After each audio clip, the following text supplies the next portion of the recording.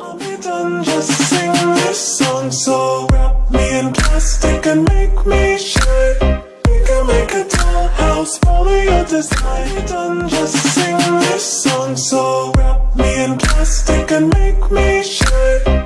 We can make a dollhouse, follow your design. Assalamualaikum warahmatullahi wabarakatuh. Saya Rina Indriani dari Prodi Perbankan Syariah, Fakultas Syariah dan Ekonomi Islam IAIN NU Metro Lampung.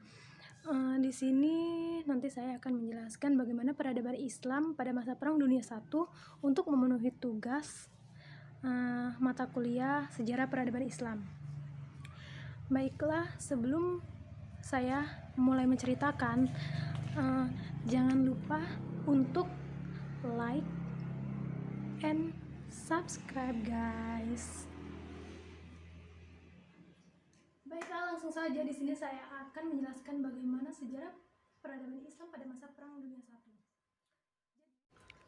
Pemberontakan bangsa Arab. Pemberontakan bangsa Arab. Nah, persoalan kepemimpinan Arab dan non-Arab sudah berlangsung lama sekali dalam dunia Islam. Bahkan itu sudah berlangsung dari sejak wafatnya Rasulullah SAW pada era 3 khalifah pertama, Abu Bakar, Utsman, dan Utsman. Sementara sentimen kearaban menguat dan sempat meredup di era khalifahan keempat, Ali bin Abi Thalib, karena kebijakan beliau yang menjunjung nilai egalitarianisme dalam Islam, apapun asal sukunya.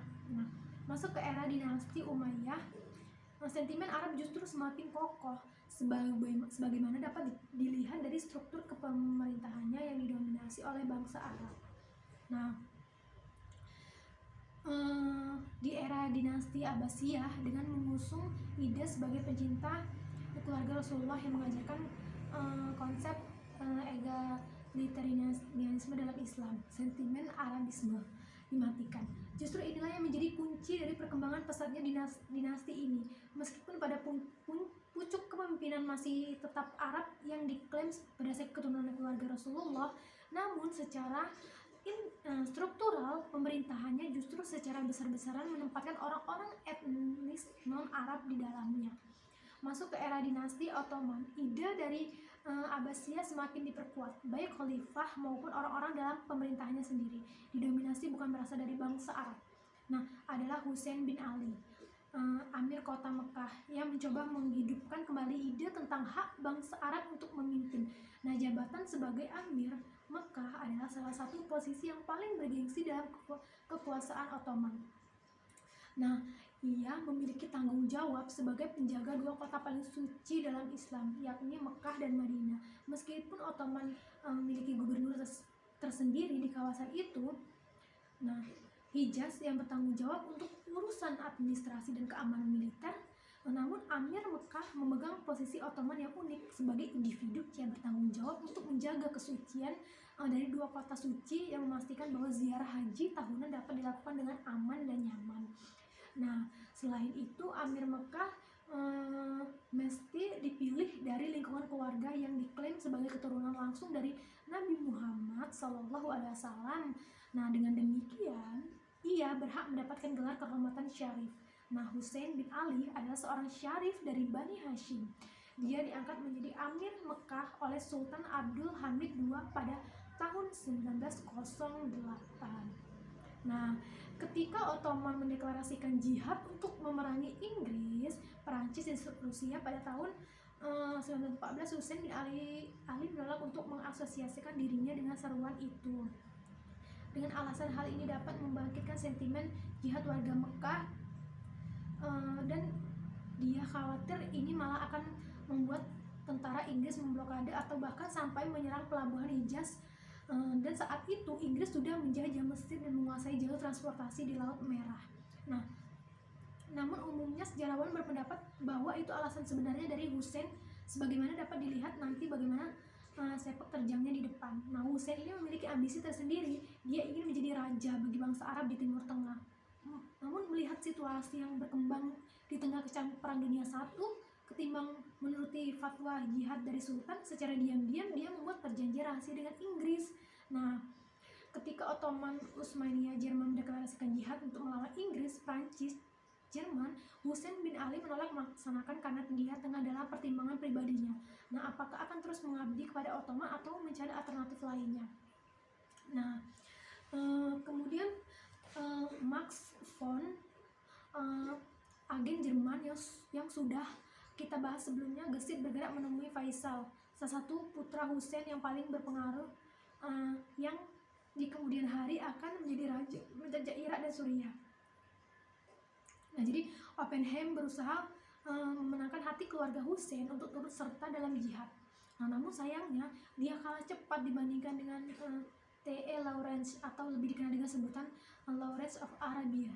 Nah, seorang agen Inggris yang terlebih dahulu masuk ke dalam lingkaran keluarga Husain. Nah, jadi Oppenheim ini tidak tahu bahwa keluarga Husain sudah terlebih dahulu membuka komunikasi dengan Inggris. Jadi pada bulan Juli 1915, Husain ini tampaknya sudah mantap untuk membelok dari Ottoman. Dia mengirim surat kepada komisaris tinggi Inggris di Mesir. Nah, dalam suratnya dia memberitahu syarat-syarat apa saja yang dapat membuatnya untuk dapat bergabung dengan Inggris dan melancarkan pemberontakan melawan pemerintahan Ottoman.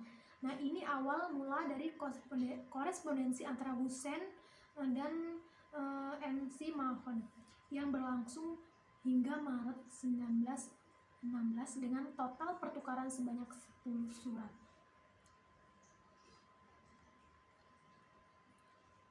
Terus, atas permintaan Husain, Inggris berusaha melindungi kepentingan masa depannya sendiri di kawasan itu serta sekutunya, Perancis. Husain diberitahu bahwa negara-negara yang berada di sebelah barat garis Damaskus, Homs, Hama, Aleppo, nah itu tidak dapat dimasukkan ke dalam negara Arab yang diusulkan karena penduduknya tidak sepenuhnya orang Arab. Nah, jadi ini adalah titik awal dari perselisihan pembagian teritorial yang akan terjadi di depan. Nah, Husain tidak tahu bahwa alasan sebenarnya MC Mahon menolak adalah karena pesisir Suriah sudah diklaim terlebih dahulu oleh Prancis. Nah, sepanjang proses surat menyurat ini, baik Husain maupun MC Mahon sama-sama bersikeras akan mendapatkan masing-masing. Jadi pada akhirnya masalah itu ditunda untuk didiskusikan lebih lanjut sampai setelah perang. Namun Husain menegaskan bahwa dia tetap akan mempertahankan pendapatnya bahwa pesisir Suriah pun termasuk bagian dari Arab. Nah, begitu pula dengan MC Mahon, dia berusaha untuk mengamankan kesepakatan dengan Husain dengan meminta posisi khusus untuk Inggris di provinsi Irak, yakni di Baghdad dan Basrah. Nah, kemudian Husain ini bersikeras bahwa di wilayah-wilayah itu merupakan bagian integral dari warisan Arab, tetapi dia menyetujui dengan alasan bahwa itu hanyalah bersifat sementara sampai pemerintahan yang stabil dapat didirikan. Nah, MC Mahon ini menerima tuntutan teritorial Husain. Nah, MC Mahon menerima tuntutan teritorial Husain, menyatakan siap untuk menerima hasil negosiasi di kemudian hari terkait Suriah dan kehadiran Inggris di beberapa bagian Irak, dan berjanji bahwa Inggris siap untuk mengakui dan menegaskan kemerdekaan Arab di semua wilayah berada di batas-batas yang diusul oleh Syarif dan Mekah.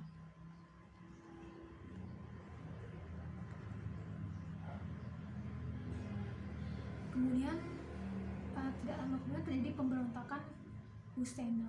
Nah, jadi pemberontakan Husain pada dasarnya menggunakan dua sentimen, kearaban dan Islam. Nah, sementara sebagaimana sempat disinggung pada yang sebelumnya, sejarawan umumnya sepakat bahwa di luar segala macam propaganda yang dilakukan Husain, dia sebenarnya memiliki ambisi tersendiri. Nah, dalam konteks kearabian, Husain bukan seorang nasionalis dan tidak pernah berpikir dalam kerangka ideologi Arabisme. Apa yang dilakukan olehnya tidak lain hanya merupakan ambisi kedinastian dengan menggunakan statusnya sebagai syarif dan amir kota Mekah. Nah, dia memimpikan untuk dapat duduk di singgasana kerajaannya sendiri dan menurunkannya kelak kepada anak keturunannya. Nah, dalam konteks keislaman, di mana Husain mengklaim sebagai keturunan Rasulullah, juga ditolak oleh sejarawan. Menurut mereka, Islam hanya dipolitisir saja, bukan motif Husain yang sesungguhnya. Nah, jadi proses pemberontakan Husain berlangsung dengan cepat. Pada bulan Agustus 1916, Meskipun posisinya sebagai Syarif Mekah digantikan oleh Haidar, seorang pejabat Ottoman, namun pada bulan Oktober, hanya sekitar 3 bulan dari sejarah pecahnya pemberontakan, Hussein telah memproklamasikan dirinya sebagai Raja Arab. Nah, dan pada bulan Desember, dia diakui oleh Inggris sebagai penguasa independen. Nah, kemudian menanggapi pemberontakan ini, hanya sedikit yang dapat dilakukan oleh Ottoman. Yang mereka lakukan hanya berusaha mencegah agar berita pemberontakan ini tidak meluas. Karena apabila ini terjadi, dikhawatirkan dapat melemahnya semangat pasukan Ottoman yang sedang bertempur di tempat lain, dan dapat mendorong bangkitnya fraksi-fraksi Arab anti Turki. Nah, selain itu, akan menjadi cukup aneh bila Ottoman ini meminta bantuan Jerman untuk memerangi Hussein. Nah, bagaimana mungkin Ottoman meminta bantuan kekuatan kafir untuk melindungi tempat-tempat suci Islam?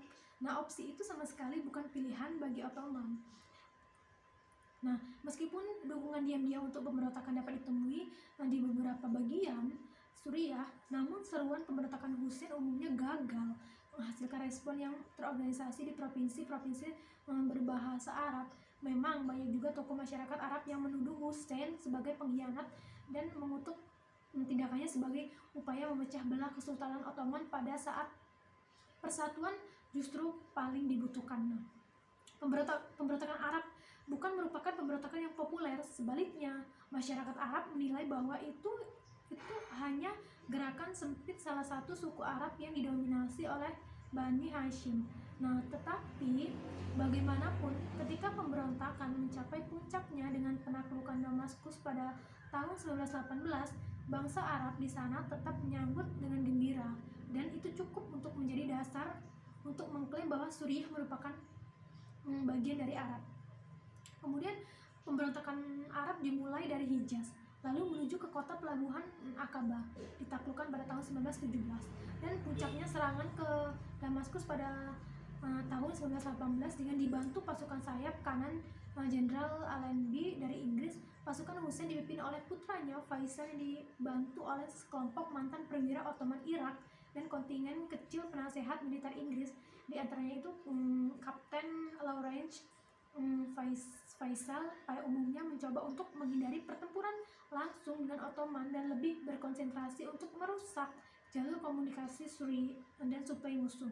Nah, jadi ketika dia memimpin pasukannya masuk ke Damaskus pada 1 Oktober 1918, itu menjadi penanda puncak dari pemberontakan bangsa Arab. Nah, Faisal segera mengatur administrasi baru dengan keyakinan Suriah akan diberikan kepada ayahnya, sebagaimana telah dijanjikan oleh Inggris. Nah, tanpa pemberontakan Arab, pelabuhan Aqabah yang kecil tapi strategis dan penting sekarang di Yordania, di Laut Merah, tidak akan jatuh ke tangan Inggris. Serangan mendadak terhadap pelabuhan Aqabah yang dikuasai Utsmaniyah sebenarnya hanya merupakan perang dalam skala kecil dibandingkan dengan kontestasi Perang Dunia I secara keseluruhan. Namun untuk kepentingan jangka panjang, pelabuhan itu merupakan sarana yang efektif dan strategis bagi siapapun yang menguasainya. Nah, bahkan ketika Hussein bin Ali telah memberikan banyak hal kepada Inggris, mereka mengkhianatinya dalam perjanjian rahasia yang dikenal sebagai perjanjian Sykes-Picot yang disepakati pada tahun Mei 1916. Nah, merupakan ketentuan perjanjian Inggris dan Prancis setuju bahwa setelah perang mereka akan membagi-bagi tanah Arab yang dikuasai Ottoman di antara mereka saja, kecuali Palestina yang nasibnya akan ditentukan oleh administrasi internasionalisme. Nah, dengan adanya perjanjian ini, maka pembentukan negara Arab yang diimpikan oleh Hussein akan berakhir dengan kegagalan. Nah, pada 3 Oktober 1918, pasukan Hussein memasuki Damaskus dengan bantuan Inggris, dan dalam prosesnya mereka mengakhiri 400 tahun pemerintahan Ottoman atas kota ini dan Suriah. Mereka mengusir Ottoman di wilayah itu hanya untuk menyerahkannya kembali kepada pihak yang lebih cerdik dan lebih kuat, tentunya yakni Imperium Inggris dan Perancis. Nah, terkait Palestina, pada akhirnya Inggris juga melakukan pemesanan dan tujuan untuk menarik pihak-pihak tertentu agar berpihak ke Inggris. Nah, dalam upaya untuk menarik keberpihakan orang-orang Yahudi, Amerika Serikat, Rusia dan Jerman, dan juga mengamankan kendali atas wilayah yang berdekatan dengan terusan Suez. Nah, Inggris setuju untuk mendukung pendirian sebuah pemukiman nasional Yahudi di Palestina. Nah, kesepakatan ini dikenal dengan sebutan Deklarasi Balfour. Nah, dideklarasikan pada November 1917. Disampaikan dalam bentuk sebuah surat dari Menteri Luar Negeri Arthur Balfour kepada Lord Rothschild, seorang Zionis Inggris yang terkemuka. Nah, terus jika janji Inggris untuk mendukung meskipun secara tidak langsung atau terang-terangan pemukiman Yahudi di Palestina akan dilaksanakan, maka Inggris mesti menduduki Palestina terlebih dahulu. Proyek ini disebut dengan Pemukiman Nasional Yahudi karena Inggris menginginkan orang-orang Yahudi terikat dengan Inggris dalam hubungan jangka panjang, sebab apabila Inggris memberikannya semuanya di awal, bisa jadi hubungan keterkaitannya akan memudar. Nah, selain itu juga di tengah hiruk-pikuk Perang Dunia I, Inggris masih meraba-raba kemungkinan siapa yang akan keluar sebagai pemenang, maka yang paling aman adalah cukup memberikan status sebagai sebuah pemukiman nasional Yahudi. Nah, Inggris adalah kekuatan besar yang rasional. Segala sesuatu kemudian untung ruginya dipikirkan oleh mereka. Nah, alasan dukungan Inggris lainnya terhadap Yahudi adalah walaupun Perang Dunia I belum usai, namun gejala-gejala siapa yang akan menjadi pemenang sudah tampak. Nah, maka dibuatlah skenario mendukung Yahudi dengan harapan orang-orang Yahudi akan membuat perlawanan terhadap Kaisar Jerman. Nah, alasan lainnya adalah untuk memberikan kesan baik bagi Louis Brandeis dan Felix. Nah, keduanya adalah orang Yahudi yang menjadi penasehat Presiden Amerika Serikat. Nah, Woodrow Wilson. Selain itu diketahui juga bahwa dari orang-orang Bolshevik Rusia adalah orang-orang Yahudi. Nah, kemudian nasionalisme bangsa Arab. Nasionalisme dan spektrum yang lebih luas dapat dianggap sebagai percikan yang memicu pecahnya Perang Dunia I, dimulai dari Sarajevo dengan terbunuhnya Frances Ferdinand, dan itu kemudian menyebar dari Balkan sampai ke wilayah-wilayah yang berada dalam kekuasaan imperium-imperium raksasa di dunia, termasuk di Timur Tengah. Nah, Perang Dunia I menandai bangkitnya globalisasi nasionalisme lokal yang bahkan masih bertahan hingga hari ini. Perlawanan terhadap Ottoman yang dilakukan oleh Hussein juga menjadi salah satu inspirasi utama bangkitnya nasionalisme Arab di wilayah-wilayah Ottoman lainnya. Segera setelah sekelompok kecil elit Arab yang sekolah di luar negeri di Paris atau London berkumpul bersama untuk membahas pergerakan. Tidak hanya di luar negeri, golongan Arab terpelajar di Damaskus, Beirut, Yerusalem, dan Kairo yang gemar membaca teori-teori politik juga melakukan hal yang sama. Segera saja nasionalisme menjadi sebuah pergerakan politik yang dilakukan secara terang-terangan di sepanjang wilayah Arab. Nah, di tengah proses menuju runtuhnya Kesultanan Ottoman yang telah berkuasa selama berabad-abad di Timur Tengah, rasa kearaban lokal tumbuh mulai dari Maroko hingga ke Jazirah Arab.